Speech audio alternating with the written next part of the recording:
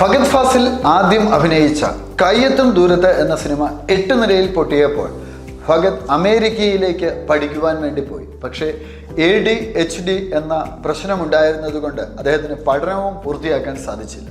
പക്ഷേ തിരിച്ചു വന്ന ഫഹദ് ഫാസിൽ മറ്റൊരാളായിട്ടാണ് തിരിച്ചെത്തിയത്. തൻ്റെ സാഹചര്യങ്ങളെ, അറ്റ്മോസ്ഫിയറിനെ അദ്ദേഹം ചേഞ്ച് ചെയ്തപ്പോൾ അദ്ദേഹം മലയാള സിനിമയിൽ എന്നല്ല ഇന്ത്യൻ സിനിമയിൽ തന്നെ ഒരു വിജയിച്ച നടൻ എന്നുള്ള പട്ടികയിലേക്ക് എത്തി. അപ്പോൾ നമ്മളുടെ സാഹചര്യങ്ങളെ മാറ്റുകയാണ് എങ്കിൽ, നമ്മളുടെ അറ്റ്മോസ്ഫിയറിനെ, നമ്മൾ എവിടെയാണോ നിൽക്കുന്നത് ആ അറ്റ്മോസ്ഫിയർ ഒന്ന് ചേഞ്ച് ചെയ്താൽ ഒരുപക്ഷെ നമ്മളുടെ ജീവിതത്തിലേക്ക് വലിയ വിജയം കടന്നു വരും.